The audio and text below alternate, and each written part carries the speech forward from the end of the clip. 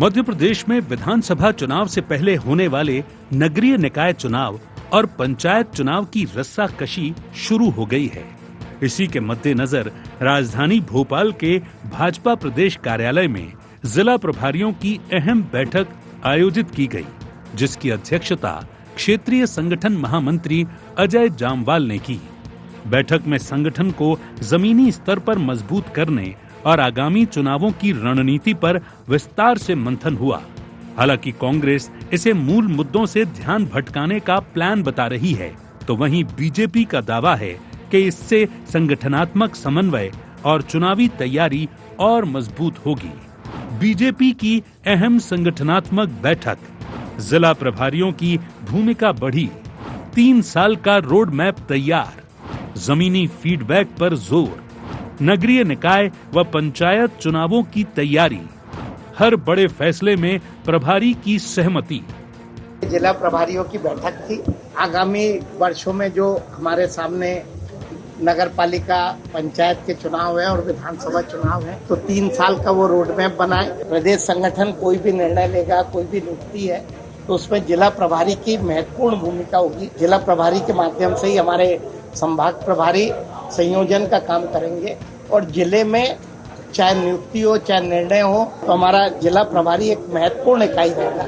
उधर कांग्रेस भी 2028 के चुनाव से पहले अपना जनाधार मजबूत करने और आगामी चुनाव की तैयारी में जुट गई है। कांग्रेस ने ब्लॉक और मंडल से आगे बढ़कर सीधे मोहल्ला और वार्ड स्तर तक पहुंच बनाने की रणनीति तैयार की है। इसके तहत उत्प्रेरक समूह का फॉर्मूला लागू किया जा रहा है, ताकि हर मोहल्ले और हर वार्ड में कांग्रेस की सीधी मौजूदगी हो। वहीं बीजेपी पर तंज कसते हुए वो कह रही है कि बीजेपी तो नींद में भी चुनाव लड़ती रहती है, लेकिन सरकार में रहकर जनता के मुद्दों पर ध्यान नहीं दे रही। प्रदेश के हालात बिगड़ रहे हैं और बीजेपी संगठनात्मक बैठकों में उलझी हुई है। केवल चुनाव करते रहो, नींद में भी चुनाव लड़ते रहते हैं। भारतीय जनता पार्टी जो है सरकार में है, सरकार जैसा काम करे। हमारी पार्टी की भी तैयारी चल रही, उनकी भी चल रही। सरकार में रह के क्या कर रहे हो ये भी तो बताया करें कभी कभी। बहरहाल नगरीय निकाय और पंचायत चुनावों से पहले बीजेपी और कांग्रेस दोनों ने अपनी अपनी तैयारियां तेज कर दी हैं। बीजेपी जिला प्रभारियों के जरिए चुनावी मशीनरी मजबूत करने में जुटी है, तो कांग्रेस मोहल्ला और वार्ड स्तर से संगठन को खड़ा करने का दावा कर रही है। ऐसे में अब देखना ये होगा कि संगठन का ये सियासी दांव किसे कितना फायदा पहुंचाता है। Bureau report, IND 24।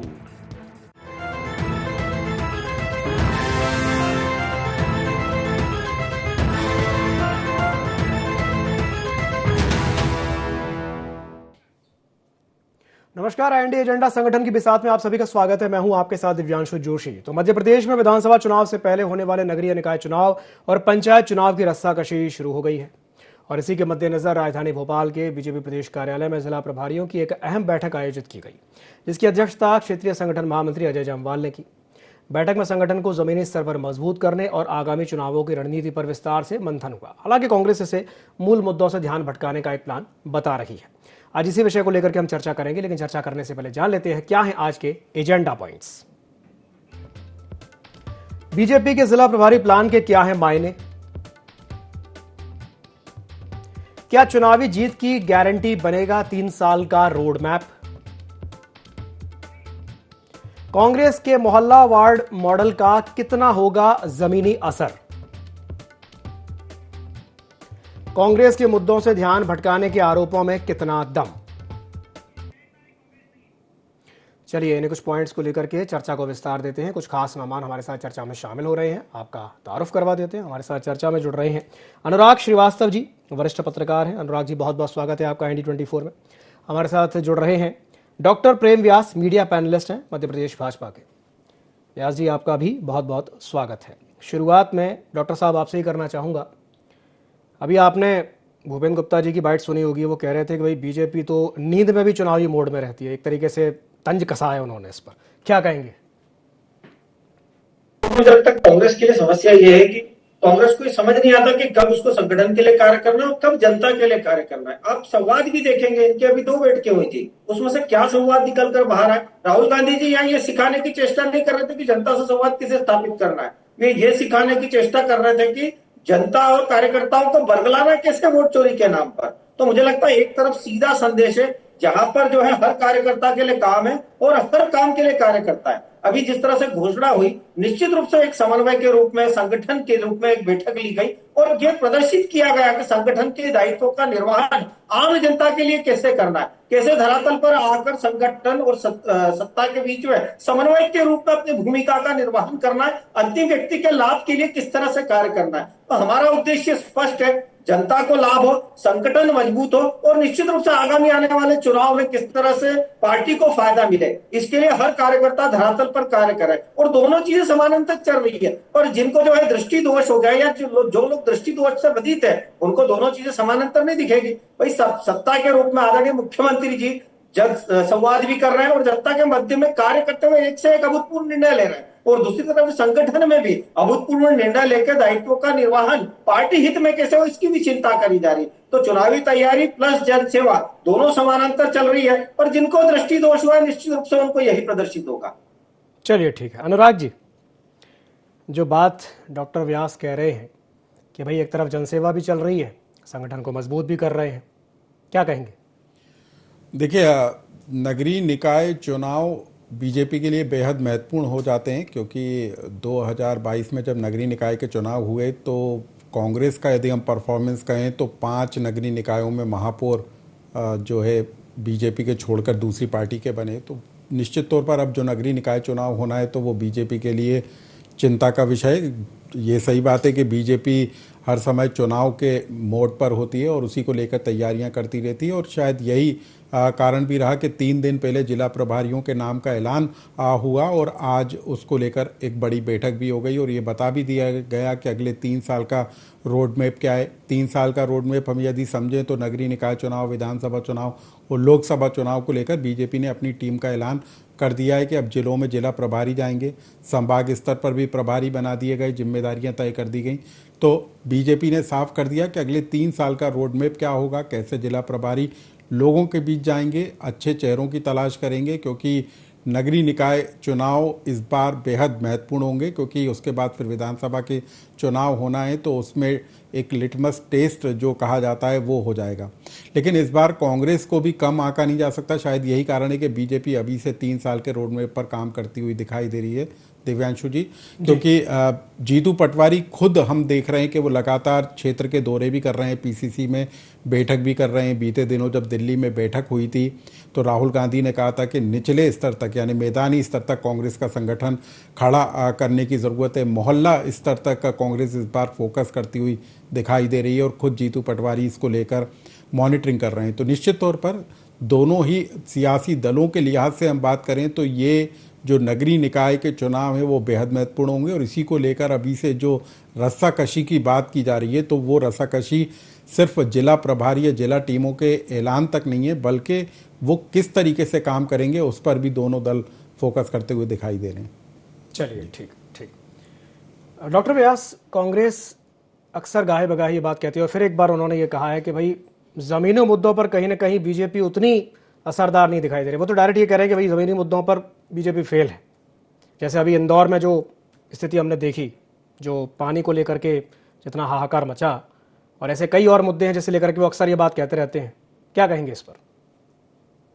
नहीं, मुझे लगता है कि जिनको खुद को अपने संगठन का संज्ञान नहीं हो, संगठन से किस तरह कार्य करना उसका संज्ञान, या भी प्रवक्ताओं की लिस्ट इसके पूर्व में जो है वो जीतू पटवारी जी ने जारी करी थी, हरीश चौधरी जी ने उसको निरस्त कर दिया था। उसके बाद हरीश चौधरी जी को पूरे संगठन को लेकर जो दिल्ली तलब करना पड़ा क्योंकि इनकी यहाँ कोई सुन नहीं रहा था। और आपने बाहर निकलते जो बॉडी लैंग्वेज थी जीतू पटवारी जी की और हरीश चौधरी जी की, वो जब पीछे खड़े थे उमंग सिंगार जी और जीतू पटवारी जी, तो देखने लायक थी बॉडी लैंग्वेज क्योंकि हरीश चौधरी जी जवाब दे रहे थे। तो एक तरफ संगठन है और समन्वय के साथ में हम कार्य कर रहे हैं। आप बताइए 7-7 कृषि कर्मण अवार्ड, एक दुखद हादसा इंदौर में हुआ था, उसको लेकर भी जनप्रतिनिधि लगभग 72 घंटे तक जनता के मध्य में थे। और एक तरफ वो लोग थे जो लाशों पर राजनीति करना चाहते थे, जो सिर्फ 7 दिनों तक सतत ये गिनते रहे कि कितने लोग हताहत हो रहे हैं, कितने लोगों का जो है दुखद मृत्यु हो रही है। और भारतीय जनता पार्टी के चाहे मंत्री हो, चाहे महापौर हो, चाहे पार्षद हो, वो जनता के मध्य में थे। 60% का कार्य पूर्ण हो गया था, एक हादसा था। और निश्चित रूप से संवेदनशीलता के साथ मुख्यमंत्री जी भी वहां गए। उसके बाद कांग्रेस का क्या दायित्व था, वो वहां पर अगले दिन जब राहुल जी आए थे कुछ दिनों के पश्चात, तो वहां भी राजनीति चल रही थी। गजेंद्र वर्मा ने राहुल गांधी को रोक कर कहा था कि जीतू पटवारी ने तुम्हारी कांग्रेस समाप्त कर दी है। ये बकायदा वीडियोस में शायद प्रदर्शित हुआ। गजेंद्र वर्मा इनके शायद महामंत्री रह चुके हैं पूर्व में, और उन्होंने स्पष्ट रूप से कहा था। और दूसरी तरफ आप देखिए 7-7 कृषि कर्मण अवार्ड की बात हो, अभी इन्वेस्टर्स मीट की बात हो, उसके बाद में आज हम बिजली में सरप्लस बन गए, किसानों के हित में निर्णय लिए जा रहे हैं। जो केंद्र सरकार द्वारा जो बजट आवंटित किया जा रहा है उसको पूर्णता से हम यहाँ पर लागू कर रहे हैं। अभी जो उज्जैन में जिस तरह से विकास किए, 4 जो है हाईवेज का निर्माण, उसके बाद में एयर कनेक्टिविटी, रेल कनेक्टिविटी, सबको सुदृढ़ कर रहे हैं। पर संगठन अपना कार्य करता है। 64,523 बूथों पर हमारे कार्यकर्ता है, और निश्चित रूप से हमारे जो समन्वय के उनके साथ संवाद है। कोई अगर योजना जनता के मध्य में प्रेषित करनी थी, उस योजना का कितना प्रभाव हुआ और कितने लोग उस योजना से अगर अछूते रहे, तो उसका कारण क्या रहा। तो मुझे लगता है एक समन्वय के रूप में हमारे कार्यकर्ता संगठन के दायित्वों का निर्वहन करते हुए जनता के मध्य में। दूसरी तरफ आप देखिए ना, कहाँ कार्यकर्ता है, कहाँ संगठन है। आप जब उनको यह प्रदर्शित कर देंगे कि नहीं साहब आप अपने कृत्यों से नहीं आ रहे, आप तो वोट चोरी से हारे हो, तो क्या वो कार्यकर्ता धरातल पर जाके कार्य करेगा, या पूर्व में किए गए जो कार्य है उसमें कहीं सुधार की आवश्यकता है तो उसको सुधारेगा। दूसरी तरफ में वरिष्ठ नेतृत्वकर्ता लड़ रहे हैं। 21 पदाधिकारी बना देने थे छिंदवाड़ा में, 250 का निर्माण कर दिया, लेकिन कांग्रेस का एक भी नेता उनके खिलाफ कमलनाथ जी की नहीं कर पाया कि कांग्रेस की परिपाटी है कि 21 से ज्यादा पदाधिकारी नहीं होंगे। तो एक तरफ आप देखिए 64,523 बूथ हो, जिला अध्यक्षों की बात हो, अभी लगभग जो 62 संभाग में हमने जिला प्रभारी नियुक्त किए, और वो जिला प्रभारी अब ये तय करेंगे कि उन क्षेत्रों में उस अंतिम कार्यकर्ता के साथ में संवाद स्थापित करना और उस कार्यकर्ता के जनता के साथ में संवाद स्थापित होना। एक परिपाटी पूरी जो भारतीय जनता पार्टी में संभव। इसीलिए देखिए ना, कांग्रेस का एक राज्य बताइए जहां पर वो जीती हो और अगली बार पुनः जीती हो। एक भी राज्य ऐसा नहीं जहां पर कांग्रेस एक बार सत्ता में आने के बाद पुनः सत्ता में आई। उसका कारण यही है कि कार्यकर्ताओं का सम्मान। अभी गुजरात में जाके उन्होंने कहा है तो बीजेपी के स्लीपर सेल है। अब बताइए, गुजरात के कांग्रेस का कार्यकर्ता जो अपने आप को जो ठगा महसूस करता है, और उसके बाद राष्ट्रीय स्तर पर अभी एक अहमद, शायद उनका नाम कुरैशी अहमद, मैं पूरा नाम भूल रहा हूं, उन्होंने कांग्रेस के आदरणीय राहुल गांधी जी के खिलाफ कुछ अपशब्द कहे थे। तो उसके बाद में राहुल गांधी जी की टीम उनको मारने पहुंच गई। उन्होंने कहा कि भैया मैं तो मुस्लिम धर्म से हूं, मेरे को जो है जलाने की बात मत करना, मेरे को गाड़ देना, मेरा धर्म भ्रष्ट मत करना। अब इस तरह के संवाद, उसके बाद आचार्य प्रमोद कृष्णन, उसके बाद कुछ लोग अगर राम मंदिर के फेवर में बात करते तो पार्टी से निष्कासन हो जाता है। तो इस तरह के संवाद रोहन ने, जो गुजरात के प्रवक्ता थे उनके, स्पष्ट रूप से उन्होंने कहा था, रोहन वल्लभ वगैरह ने। तो मुझे लगता है एक तरफ वो पार्टी है जो आम जनता के हित में कार्य कर रही है, संस्कार और संस्कृति के साथ उसका एक एक कार्यकर्ता प्रतिबद्ध होकर जनता के मध्य में, जनता के विश्वास के लिए और खुशहाली के लिए कार्य कर रहा है। 25 करोड़ लोगों का बहुआयामी गरीबी से मुक्त होना और उसका IMF द्वारा अप्रूव करना, यह प्रदर्शित करता है कि वाकई में जो शासन हो, प्रशासन हो या संगठन हो, हमने समन्वय के साथ में कार्य करा है, और उसी का परिणाम है कि आज हमारी स्वीकारोक्ति अन्य किसी भी दल से पूरे देश में जाता है। बिल्कुल बिल्कुल सही कहा आपने डॉक्टर व्यास। अनुराग जी, डॉक्टर व्यास को मैं बड़े ध्यान से सुन रहा था, कुछ बातें उन्होंने ऐसी कह दी हैं जिनसे मुझे ऐसा लगता है कि जो इसको कहते हैं ना कि माइक्रो लेवल की इंजीनियरिंग, वो ये कह रहे थे अभी कि भाई जो उनका संगठन स्तर का जो कार्यकर्ता है वो हर एक व्यक्ति से जाकर के संपर्क कर रहा है, पूछ रहा है कि भैया तुम्हारी क्या दिक्कत है, उसको सॉल्व कर रहा है। लेकिन ये चीज़ ना कहीं कांग्रेस में थोड़ी सी मिसिंग है। अच्छा, अब एक चीज़ और जो अभी चल रहा है कि भाई मोहल्ला और वार्ड वाला जो मॉडल जिसकी बात हो रही है, क्या आपको लगता है कि ये चीज़ हेल्प करेगी कांग्रेस को थोड़ा और स्ट्रांग होने में? देखिए दिव्यांशु जी, मुझे लगता है कि बीजेपी का मॉडल, इससे पहले पार्टी भी कह चुकी है कि मध्य प्रदेश में बीजेपी का मॉडल एक आदर्श मॉडल है और इस मॉडल को दूसरे राज्यों को भी अपनाना चाहिए जी। तो बीजेपी का संगठन मध्य प्रदेश में मजबूत है, ये सबको पता है। कांग्रेस मध्य प्रदेश में कमजोर हुई है, ये भी पता है। लेकिन जो बीजेपी की चिंता है वो इस बात को लेकर है कि जो वोट प्रतिशत है, भले ही 29 लोकसभा सीटों पर बीजेपी को जीत मिली हो, लेकिन 2023 का जो विधानसभा चुनाव हुआ उसमें जो वोट परसेंट यदि आप बीजेपी और कांग्रेस की तुलना करेंगे तो बहुत ज़्यादा अंतर नहीं है, कभी ऊपर नीचे का हो जाता है सीटों की संख्या के अलावा। तो इस लिहाज से यदि कांग्रेस अपने संगठन को बीजेपी के खिलाफ मजबूत करना चाहती है, उसके मुकाबले में मैदानी स्तर तक अपनी टीम को खड़ा करना चाहती है और जिसको लेकर वो यदि प्रयास कर रही है और यदि वो अपना जो उसका परंपरागत वोटर है वो तो उसके साथ बंधा हुआ है, लेकिन यदि वो उस दिशा में थोड़ा और प्रयास करती है तो बीजेपी के लिए चुनौती कांग्रेस बन सकती है। यही कारण है कि अपने पुराने कार्यकर्ताओं को जगाने के साथ मोहल्ला वार्ड स्तर तक कांग्रेस फोकस कर रही है। शायद कांग्रेस को पता है कि अब मध्य प्रदेश अभी पूरी तरीके से उसके हाथ से गया नहीं है, मध्य प्रदेश में अभी भी उसकी पेठ बाकी है और यदि थोड़ा सा प्रयास किया जाए तो वो सफल भी हो सकती है। और शायद यही एक वजह है कि राहुल गांधी संगठन सृजन पर फोकस कर रहे हैं, निचले स्तर तक जो है जोर दे रहे हैं और खुद वो इस बात को लेकर मॉनिटरिंग कर रहे हैं, क्योंकि हम देख चुके हैं कि राहुल गांधी दिल्ली में पार्टी के नेताओं को बुलाते हैं, वहाँ पर बैठक करते हैं। तो मध्य प्रदेश राहुल गांधी के फोकस में, उनके मेन एजेंडे में है। तो आने वाले दिनों में यदि कांग्रेस संगठन स्तर पर मजबूत होती है तो वो निश्चित तौर पर बीजेपी का जो मजबूत किला है वो उसमें कितनी सेंध लगा पाएगी ये तो अभी नहीं कह सकते, लेकिन एक बीजेपी के मुकाबले कांग्रेस का जो कमजोर संगठन कहा जाता है, यदि वो निचले स्तर तक खड़ा हो जाता है तो वो कहीं ना कहीं चुनौती देता हुआ तो जरूर नजर आएगा, मुझे लगता है। हाँ, चुनौती देता हुआ नजर आएगा और चुनौती देना भी चाहिए और स्वस्थ लोकतंत्र के लिए ये बहुत ज्यादा जरूरी है। अभी तो ट्रेनिंग भी दिल्ली में चल रही है, ट्रेनिंग चालू है, लेकिन कहीं ना कहीं बात घूम फिर के यही आ जाती है कि आप कितनी ही ट्रेनिंग दे दीजिए, आप कितना ही उनको पढ़ा लिखा दीजिए, उनको तैयार कर दीजिए, लेकिन बात घूम फिर के आ जाती है भैया गुटबाजी को लेकर के बड़ी परेशानी है भाई। कांग्रेस में कहीं ना कहीं जो गुटबाजी जो है अंदर ही अंदर खोखला कर रही है। क्या कहेंगे अनुराग? देवांशु जी, ये पहली बार नहीं है कि जब कांग्रेस के अंदर गुटबाजी को लेकर सवाल उठते रहे हों। जब ज्योतिरादित्य सिंधिया थे, कमलनाथ, दिग्विजय सिंह, सबके अपने अपने गुट थे, लेकिन उसके बावजूद भी 2018 के चुनाव से पहले कांग्रेस एक मजबूत स्थिति में उभर कर सामने आई थी। तो कांग्रेस की गुटबाजी यदि हम कहें तो उसकी एक मजबूत पकड़ भी है, क्योंकि उसके जरिए कुछ इलाकों में कांग्रेस पार्टी अपने चेहरे खड़े करके उनके जरिए बताने की कोशिश करती है कि ये जो आपका चेहरा है ये आपके इलाके में का चेहरा है और इसके बूते पर यदि पार्टी आगे बढ़ेगी, चुनाव जीतेगी तो उसमें इसको फायदा होगा, यानी इस चेहरे को आगे बढ़ाया जाएगा और फिर आपके इलाके को फायदा होगा। तो इसके पीछे भी एक रणनीति कांग्रेस की हुआ करती है, लेकिन कांग्रेस के अंदर यदि छोटे छोटे गुट बन जाएंगे तो ये उसके लिए जरूर परेशानी का सबब हो सकती है। और अभी कुछ देखने को भी मिला है, क्योंकि खुद जीतू पटवारी ने पार्टी के अंदर की गुटबाजी को लेकर एक बयान दिया था, जिसको लेकर खासी चर्चा हुई थी। यदि इस तरीके की गुटबाजी कांग्रेस पार्टी के अंदर हावी होती है तो वो उसके लिए नुकसानदेह जरूर हो सकती है। चलिए ठीक है, चर्चा में हमारे साथ एक और मेहमान जुड़ गए। हमारे साथ अमित शर्मा जी जुड़ गए हैं, महासचिव हैं मध्य प्रदेश कांग्रेस के। अमित जी, बहुत बहुत स्वागत है आपका ID24 में। अमित जी, सवाल मेरा आपसे यही रहेगा कि बीजेपी ये कह रही है कि भाई ये जो मोहल्ला वाला जो आपका प्लान है वो कह रहे हैं कि इससे कोई खास फर्क पड़ने वाला है नहीं, क्या कहेंगे? देखिए, भारतीय जनता पार्टी तो खैर अपने राजनीतिक दल की अपनी सोच बता रही है, क्योंकि विपक्षी दल उनका सामने कांग्रेस है। और मैं भारतीय जनता पार्टी के विद्वान साथी जो इस बात पर बता रहे हैं, तो मैं उनको जानकारी के लिए बता दूं कि जैसी नीयत मन में होती है वैसे ही वो दूसरे के लिए सोचते हैं।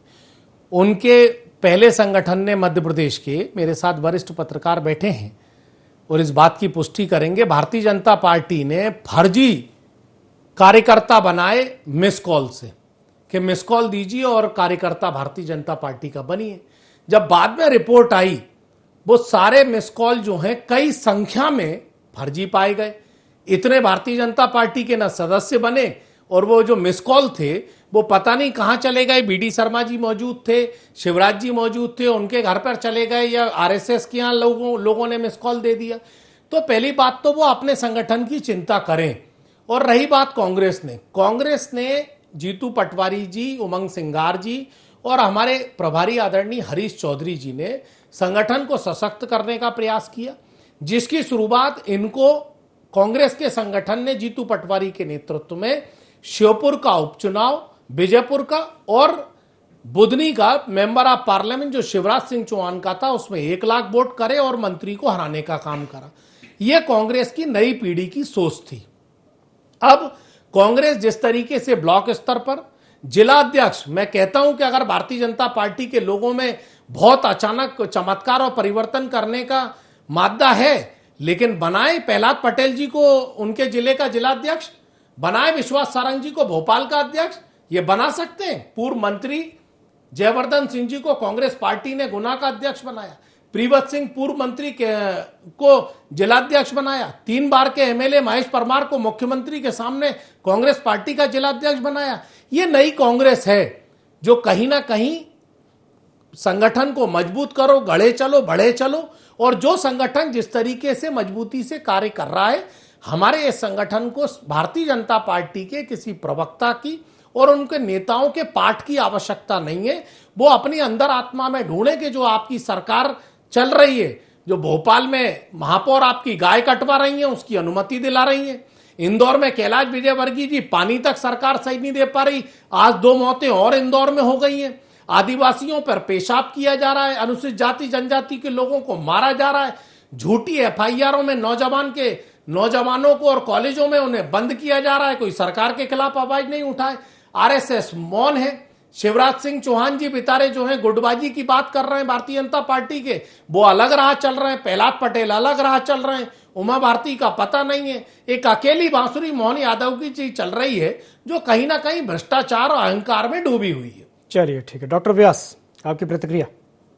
मुझे लगता है कांग्रेस तय थोड़ी करेगी कि भारतीय जनता पार्टी में संगठन के स्तर पर किस व्यक्ति को क्या दायित्व दिया जाएगा। कांग्रेस में तो परिवारवाद की जो है एक पराकाष्ठा है, और जिस तरह से जो है जीतू पटवारी जी की क्या उपलब्धि थी, वे तो हारने के बाद में पहुंचे प्रदेश अध्यक्ष पद तक जब कमलनाथ जी जो है दिल्ली थे, और वहां उनका स्टेटमेंट था कि मैं किसी भी स्थिति में मध्य प्रदेश की राजनीति नहीं छोड़ूंगा। उसी समय जीतू पटवारी जी की पदस्थापना हुई थी और आते से ही सबसे पहला शब्द था कि पार्टी में गुटबाजी नहीं चलने दूंगा। कैंसर की बात उन्होंने करी। भारतीय जनता पार्टी में धरातल से जुड़ा व्यक्ति, आप ही के समय की बात है, प्रधानमंत्री जी का जब नाम घोषित हो गया था तब आपके मंडी शंकर अय्यर क्या कह रहे थे कि चाय बेचने आया है तो कोई बात नहीं, नहीं तो प्रधानमंत्री के तो लायक। इस तरह के संवाद आपके स्थापित होते हैं। हमारे यहाँ सामान्य कार्यकर्ता प्रधानमंत्री मुख्यमंत्री पद तक पहुंचता है। आपके अलायंस के लोग आदरणीय योगी जी के लिए कि घंटी बजाने वाले किस तरह के शब्दों का प्रयोग कर रहे थे। मध्य प्रदेश में आप जो है चिट्ठी की बात कर रहे थे, वही चिट्ठी को जो आपके हरियाणा में जनता ने जो है खारिज कर दिया था। तो आज समस्या वो है कि आपके पास संगठन के स्तर पर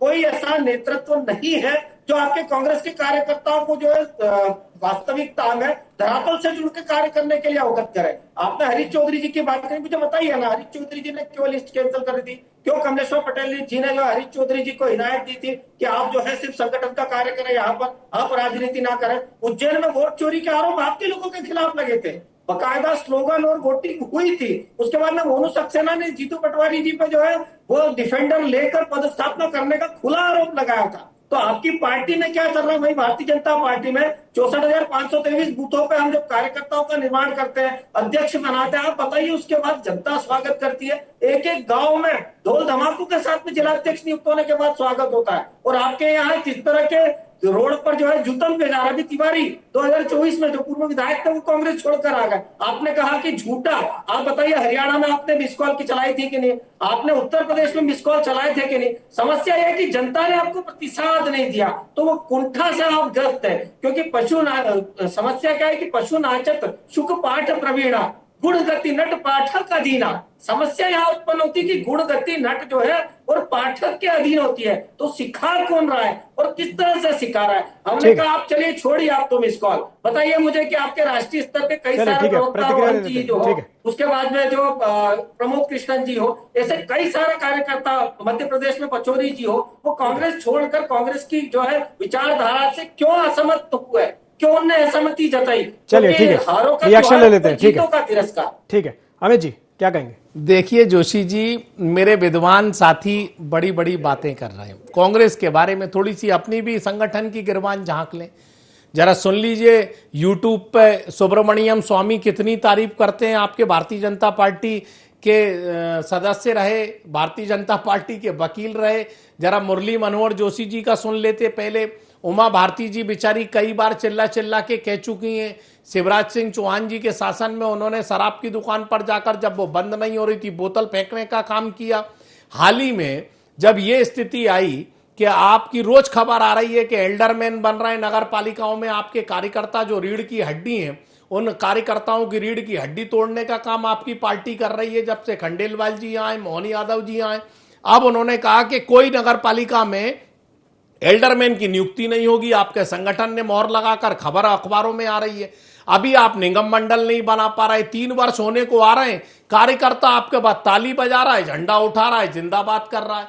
अरे भाई आप उसको उसका अधिकार दो। हम तो अपने कांग्रेस के कार्यकर्ता की चिंता कर लेंगे, अपने संगठन की भी चिंता कर लेंगे। आपके संगठन की चिंता भी तो देखो जो सरकार में सत्ता में बैठा है, क्यों नहीं आपसे प्रश्न पूछा जाएगा। आप देखिए आप निगम मंडल बना नहीं रहे, रोज एक दूसरे से कह रहे हैं। आपके विधायक कलेक्टर से कह रहे हैं तू चोर है, कलेक्टर विधायक से कह रहा है तू चोर है, विधायक एसपी से कह रहा है कि मैं तुम्हारे पैर पड़ूं, एसपी कह रहा है कि मैं तुम्हें लठ मारूंगा। इस तरह की तो आपकी सरकार चल रही है। ये कोई कांग्रेस के वक्तव्य नहीं है, ये दृश्य है जो टीवियों पे दिखाई दे रहे हैं, ये दृश्य है जो मध्य प्रदेश की जनता देख रही है। आखिरी बात जोशी जी, ये मंत्रिमंडल जैसे रिजेक्टेड लोग केंद्र में जब बैठे थे, प्रहलाद पटेल जी थे, नरेंद्र सिंह तोमर जी थे, ये सब रिजेक्ट हो गए तो इन्हें प्रदेश में भेज दिए। अब जो प्रदेश के मंत्रिमंडल से रिजेक्ट हैं, जैसे गोपाल भार्गव, भूपेंद्र सिंह, अब विजय शाह रिजेक्ट हो गए, अब विश्वास सारंग रिजेक्ट होने की स्थिति में मेरे ख्याल से अब जैसे केंद्र से हटाकर उन्हें यह मंत्री बनाया, अब इन्हें मंत्रिमंडल से हटाकर निगम मंडल में बनाएंगे कि बेटा अब तुम्हारी जरूरत नहीं। वो इमरती देवी बेचारी परेशान होती घूमती रही तो वो उसको निगम मंडल में देना है। गोपाल भार्गव रोज बयान कर रहे हैं, अजय बिश्नोई रोज बातें कर रहे हैं। तो अब ये जो रिजेक्टेड मंत्रिमंडल था जिसमें अभी 3-4 और रिजेक्ट हो गए, जनता ने चेहरा देख लिया, वो अब निगम मंडल में है। आपके सरकार और सत्ता की तो ये हालत है। इसलिए कांग्रेस की चिंता हम स्वयं कर लेंगे और चिंता आप अपने सत्ता की करिए जो अहंकार और भ्रष्टाचार में डूबी हुई है। बिल्कुल सही कहा आपने। सभी अगर अपनी अपनी चिंता करें तो सबका भला हो जाएगा। चलिए, समय की बाध्यता है, समय की बाध्यता के चलते चर्चा को समाप्त करना चाहूंगा। बहुत बहुत धन्यवाद आप तीनों मेहमानों का हमारे साथ जुड़ने के लिए और चर्चा में शामिल होने के लिए। तो बीजेपी और कांग्रेस दोनों ही दल अपने अपने तरीके से तैयारियों में जुटे हैं। अब ये देखने वाली बात होगी कि आने वाले समय में किसको कितना फायदा मिलता है। एजेंडा में फिलहाल के लिए इतना ही। मुझे दीजिए इजाजत और आप बने रहिए ID24 के साथ। नमस्कार।